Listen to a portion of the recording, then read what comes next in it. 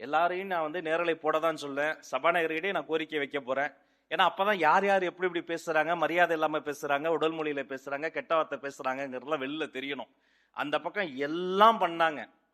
நான் அங்க சொன்னதை இங்க சொல்றேன். எழுந்துன்னு ஒன்னே ஒண்ணுதான் சொன்னேன். உங்களை போல பேச தெரியாமல் இல்லை, வெற்றி தலைவரின் கடைக்கன் பார்வைக்கு கட்டுப்பட்டு ஒழுக்கத்தோடு இருக்கிற கூட்டம் நாங்க. அந்த ஒழுக்கத்தோடு நீங்களும் பேசணும். ஒரு 40 பேர் இங்க நிக்கிறோம். எங்களுக்கு இங்க இருந்து அவங்க 2 பேரும் பேசிக்கிறது மட்டும் தான் தெரியுது, என்ன பேசுறாங்கன்னு தெரியல. நான் இங்க இருந்து டப்பிங் பண்றேன். பார்த்தா இவன் ஏதோ இப்படின்றான் அப்படின்றாரு. தளபதி என்ன பண்றாரு, அவரை தோல்ல தட்டுறாரு. லைலாமணி நெஞ்சு இப்படி தொட்டு தொட்டு பேசுறாரு. கேக்குறாங்க, அண்ணன் என்னென்ன நடக்குதுன்றா. நான் சொல்ல, டேய் இம்ப்ரெஸ் பண்ணிட்டான்டா, பெருசா ஏதோ பண்ணிட்டான்டா, அவன் தான்டா இனிமே.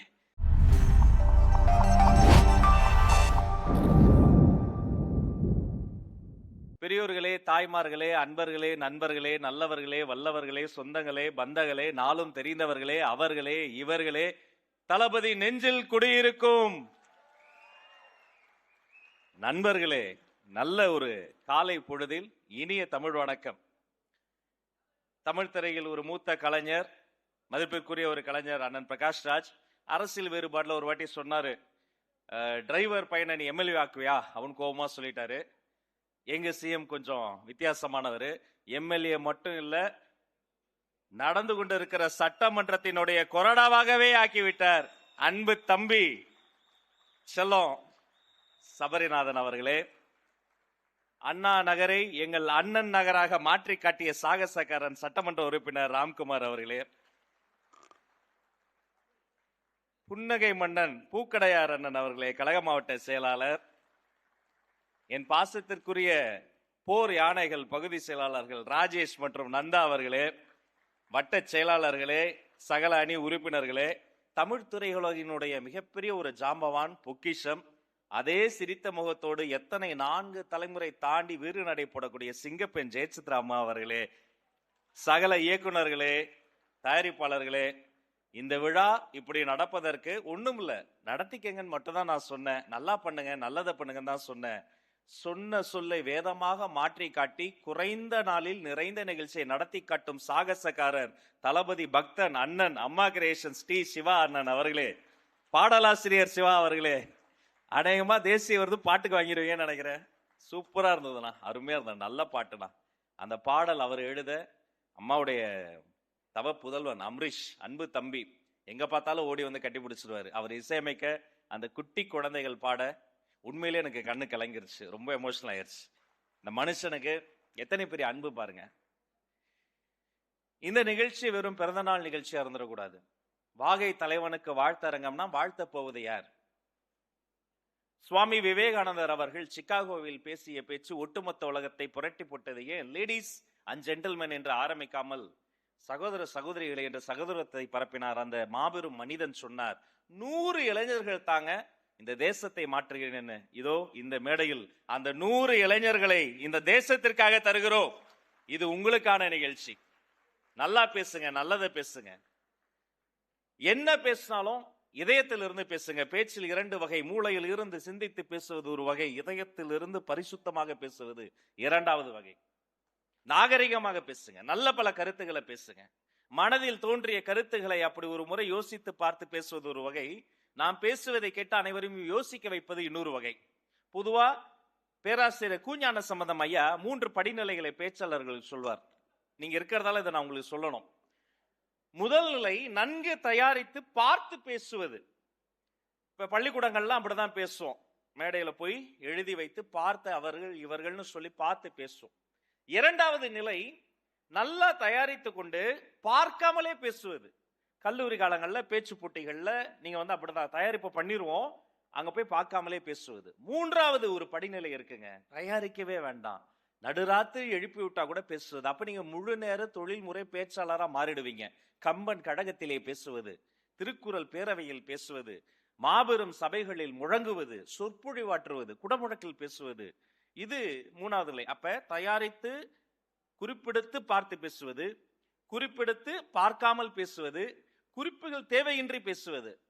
இந்த எளியவன் உங்கள் அன்பு சகோதரர் ராஜ்மோகன் நான் 4வது படிநிலை ஒன்று சொல்லுவேன். என்ன தெரியுமா? நீங்கள் பேசுவது அதை பார்த்து மற்றவர்கள் ஆகா எத்தனை பெரிய கருத்து என்று குறிப்பெடுத்துக் கொள்ளும்படி பேசுவது, அடுத்தவர்களை யோசிக்க வைக்கும்படி பேசுவது. அதுல எங்க குடும்பத்துக்கு வந்து இது அரசியல் நிகழ்ச்சியே கிடையாது. நான் அரசியலே பேச மாட்டேன். மேடைகளை தவிர, அரசியல் எங்க கட்சி மேடையை தவிர மீதி இடங்கள்லாம் பேச மாட்டேன். நல்ல பல கருத்துக்களை பேசணும்னு நினைப்பேன். அதுதான் நம்மளுடைய சாராம்சமும் கூட. இப்ப நம்மளுடைய மிக முக்கியமான விஷயம் என்னன்னா, நாகரீகமாக பேசுவது. இங்க என்னுடைய அன்பு குழந்தை, இதே என்னுடைய பேச்சு பட்டறையில் வளர்ந்த ஒரு போர்படை தளபதி, என்னோடு பிறந்தவன், எனக்காகவே பிறந்தவன் தம்பி லயலாமணி வந்திருக்கிறான். என் உள்ளம் கவர் கல்வன். எங்க பேச கூப்பிட்டாலும், யாரு பேச கூப்பிட்டாலும் எனக்கு வாட்ஸ்அப்ல மெசேஜ் போடாம போகவே மாட்டாரு. அண்ணா காட்பாடியில கூப்பிடுறாங்க, நான் போயிட்டு வரேன்னு சொல்லியிருப்பாரு. கண்டிப்பா நீயே போட்டுருங்க, யாரையும் போட்டுறதீங்க. ஆனா நம்ம கிட்ட சொல்லி, அண்ணா ரொம்ப கம்பல் பண்ணி, நீங்க அனுமதி கொடுத்தா போயிட்டு வந்துருன்னு அவ்வளவு உரிமையாக அந்த புரோட்டோகால் ஃபாலோ பண்ணி அப்படியே பேசுவார். அப்போ ஒரு செய்தி நான் உங்களுக்கு அவருடைய வாழ்க்கையை வச்சு சொல்ல, அவர் வந்தோடனே இருக்கு நெஞ்சில் நிழலாடியது. நாங்க ஊர் ஊரா போய் பேசுவோம். ஒரு பனையூர்ல ஒரு முக்கியமான நிகழ்வுக்கு போயிருந்தப்ப தளபதி இருக்கிறாரு. நாங்கெல்லாம் அங்க வந்து பக்கத்துல அந்த நின்றுட்டு இருக்கோம். அப்ப அப்படி போனவர் அப்படி நின்று என்னையும் மணியும் பார்த்தார். பார்த்துட்டு நம்மளுடைய தமிழ் திரையுலகினுடைய முத்திரை பதிக்கக்கூடிய முத்தான இயக்குனர், எப்போதுமே வருங்கால தலைமுறைக்கு சேர்த்து எடுக்கக்கூடிய தளபதியினுடைய நெஞ்சில் சிறப்பிடம் பிடித்திருக்கக்கூடிய அன்பு இயக்குனர் வெங்கட் பிரபு இங்க இருக்கிறாரு. அவரை நான் சொல்ல மறந்துட்டேன், சாரி. எங்க லைஃபே உங்க படம் மாதிரி தான் இருக்கும். சிரிச்சு கலகலம் தான் இருக்கும். ஆனா வெளியில வந்து அப்படி நெருப்பாட்டில் நீந்தக்கூடிய நேரம் இருக்கும். அப்ப நின்றுட்டு இருக்கும்போது அவர் இப்படி பார்த்துட்டு எங்களையே பார்த்தார், நாங்களும் அவரே பார்த்தோம். என்ன பண்றதுன்னு தெரியல அப்படின்னாரு. இப்ப எனக்கு டவுட், என்ன கூப்பிடுறாரா அவரை கூப்பிடுறாரு? நான் என்னையா இவரையா அப்படின்னேன். அவர் லயலாமணியை காமிச்சு அப்படின்னாரு. உடனே குடு குடுன்னு ஓட்டாரு. இப்ப நாங்க ஒரு 40 பேர் இங்க நிக்கிறோம். இப்ப எங்களுக்கு இங்க இருந்து அவங்க 2 பேரும் பேசிக்கிறது மட்டும் தான் தெரியுது, என்ன பேசுறாங்கன்னு தெரியல. நான் இங்கிருந்து டப்பிங் பண்றேன். பார்த்தா இவன் ஏதோ இப்படின்றான் அப்படின்றாரு. தளபதி என்ன பண்றாரு, அவரை தோல்ல தட்டுறாரு. லயலாமணியை நெஞ்சு இப்படி தொட்டு தொட்டு பேசுறாரு. கேக்குறாங்க, அண்ணன் என்னென்ன நடக்குதுன்றா. நான் சொல்ல, டேய் இம்ப்ரெஸ் பண்ணிட்டான்டா, பெருசா ஏதோ பண்ணிட்டான்டா, அவன் தான்டா இனிமே என்னடா தொட்டு பேச பாரு, நெஞ்ச தொட்டு தொட்டு பேசுறாரு. என்ன என் நெஞ்சில நீ குடியிருக்கன்னு சொல்லியிருக்காரா அப்படின்லாம் சொல்லி போச்சு ஒரு 10 நிமிஷம். அப்புறம் வந்து பாயெல்லாம் சொல்லிட்டு போயிட்டாரு. இப்ப இவர் வந்தோடனே எல்லாரும் கேக்குறோம், என்ன சொன்னாரு? இப்படின்னே நான் சொல்லுவேன், ரொம்ப பாராட்டிட்டாருண்ணே, பயங்கரமா பாராட்டிட்டாரு. சரி, ஒரு 40 பேர் 20 பேர் ஆனாங்க. இப்ப திரும்ப கேட்கணும், சரி என்ன சொன்னாரு? ஐயோ அதை எப்படி நான் சொல்லுவேன், ரொம்ப பாராட்டிட்டாரு. அது நீ கேட்காதீங்க, கூச்சமா இருக்கு. எல்லாம் போய் கடைசி 5 பேர் பக்கத்துல ஆலடி பட்டியா தேநீர் கடைக்கு போய் டீலாம் சாப்பிடும். நான் பார்த்துக்கிட்டே இருந்தேன். இப்போ சொன்ன, மணி நீ யாருன்னு எனக்கு தெரியும், நான் யாருன்னு உனக்கு தெரியும், உண்மையை சொல்லு, என்ன சொன்னாரு? அண்ணே கூப்பிட்டாருனே, கிட்ட போனேன், ஒரு டிபேட்ல பார்த்தேன், நீ என்ன மரியாதை இல்லாம எல்லா கட்சிக்காரங்களையும் எடுத்து எறிஞ்சு பேசுற அப்படின்னாரு.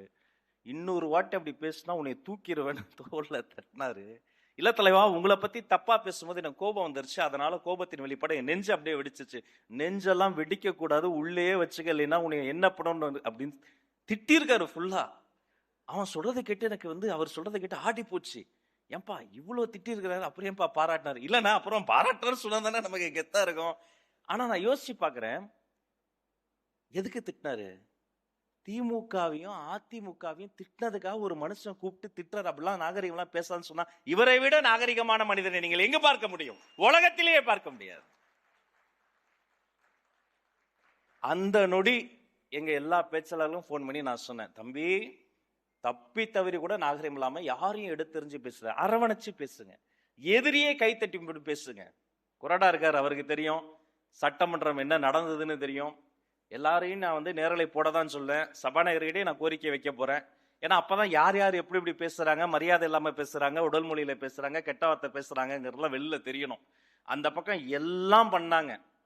நான் அங்க சொன்னதை இங்க சொல்றேன், எழுந்துன்னு ஒன்னே ஒண்ணுதான் சொன்னேன், உங்களை போல பேச தெரியாமல் இல்லை, வெற்றி தலைவரின் கடைக்கன் பார்வைக்கு கட்டுப்பட்டு ஒழுக்கத்தோடு இருக்கிற கூட்டம் நாங்க. அந்த ஒழுக்கத்தோடு நீங்களும் பேசணும். சும்மா கிடையாதுங்க, 28 ஆண்டு கால பயணம்ங்க.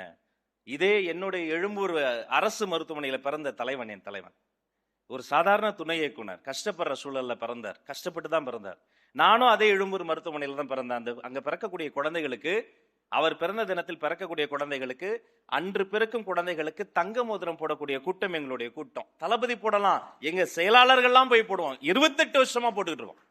பிறந்த குழந்தைக்கு தங்க மோதிரம், வளரும் குழந்தைக்கு வீடு சின்ன வீடா இருக்கும், வீட்டுல அப்பா அம்மா சண்டை போட்டா படிக்க முடியாது.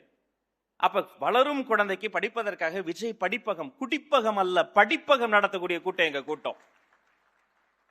படிப்பில் வென்றால் தளபதி கல்வி விருதுகள் இதோ இப்ப நடத்த போறோம். 12 மணி நேரம் அந்த குழந்தைகளுக்கு பரிசு கொடுப்பதற்காக நின்று கொண்டே இருக்கக்கூடிய ஒரு தலைவர், 12 மணி நேரம் நிக்கிற ஒரே தலைவர் உலகத்துல இவர் மட்டும்தான். நாங்க கேட்போம் கடைசி நேரத்துல, சார் 4 பசங்களா கொடுத்துடலாமா? அவனு கொடுப்பான், இல்லப்பா இவங்க தானே ரொம்ப நேரம் வெயிட் பண்றாங்க, அப்ப இவங்களுக்கு தான் ரொம்ப டைம் கொடுக்கணும், நான் நிக்கிறேன்ப்பா அப்படின்னு ஒவ்வொருத்தரையும் கூப்பிட்டு 12 மணி நேரம் நின்று கொடுப்பார். பிறந்த குழந்தைக்கு தங்க மோதிரம், வளரும் குழந்தைக்கு படிப்பகம், படிப்பில் வென்றால் தளபதி கல்வி விருதுகள், வேலைக்கு போகிற குழந்தைக்கு எங்கேயாவது அடிபட்டுருச்சுன்னா விஜய் குருதியகம், வாழ்வு கொடுக்க விஜய் குருதியகம், வயிற்றை நிறைக்க தளபதி விலையில்லா விருந்தகம். அன்றே ஒரு சர்க்கார் செய்ய வேண்டியதை சத்தமில்லாமல் செய்த சர்க்கார் எங்களுடைய பாச தலைவர்.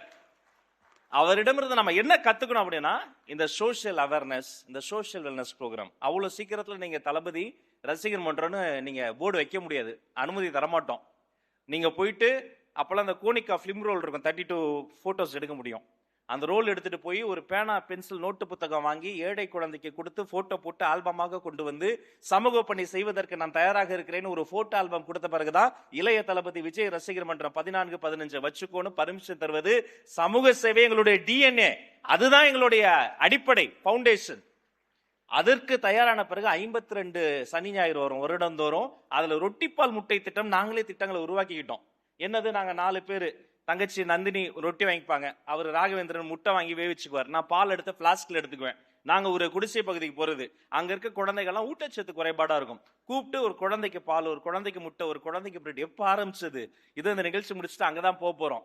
இந்த ரொட்டிப்பால் முட்டை திட்டம் கொடுக்கும்போது அவங்க கிட்ட பேசுறது நான் தெரியுமா, நான் வந்து பொறியியல் கல்லூரி படிக்கிறேன், அவர் ஆர்ட்ஸ் காலேஜ், பேசுறது, அந்த குழந்தைய மாத்துறது, நாங்களே திட்டங்கள் வகுத்துக்கிட்டு இப்படி மக்கள் பணியும் மகேசன் பணி என்ற ஒரு உன்னத இலக்கோடு சென்று கொண்டே இருக்கிறோம். இந்த மாபெரும் பயணத்தில் தற்போது 2026ஆம் ஆண்டு ஒரு மிகப்பெரிய ஒரு நம்பிக்கை முனையாக மாறி இருக்கிறது. எல்லா துறையிலும் இருக்கக்கூடிய லீக்கேஜ் கண்ட்ரோல் ஆகி இருக்கிறது. நான் பள்ளிக்கல்வித்துறை அமைச்சராக இருக்கிறேன், என்னை பாராட்டி பேசுறீங்க, அந்த பாராட்டுக்கெல்லாம் சொந்தக்காரர்கள் நான் கிடையாது. அது மின்சாரத்துறையோ, பள்ளிக்கல்வித்துறையோ, இந்து சமய அறநிலையத்துறையோ, எல்லா துறையிலும் எல்லோருக்கும் எல்லாமும் கிடைக்க வேண்டும், இல்லாத சூழ்நிலை வர வேண்டும், லஞ்ச லாவணியம் ஒழிய வேண்டும் என்று நினைத்த வாகை தலைவர். அதனால்தான் அவர் வாகை தலைவர். அவரை வாழ்த்த பேசக்கூடிய கண்மணிகளே, நல்லா பேசுங்க.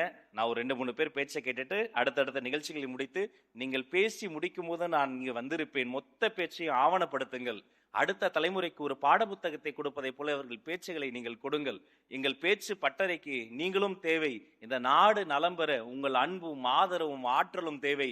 நாம் எல்லோரும் சேர்ந்து வாருங்கள், வாகை தலைவனின் தலைமையில் ஒரு வெற்றி தமிழகத்தை உருவாக்கி காட்டுவோம் என்று சொல்லி,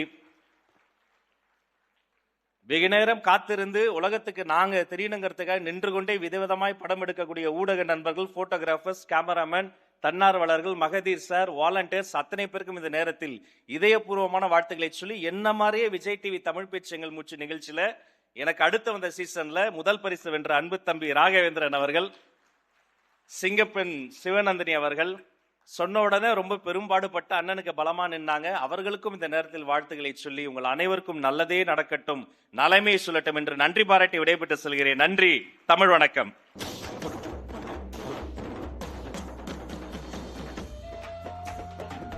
கட்டிடங்களை மட்டும் கட்டினால் பள்ளி உருவாகாது, கட்டிடங்களை மட்டும் கட்டினால் பள்ளி உருவாகாது, கனவு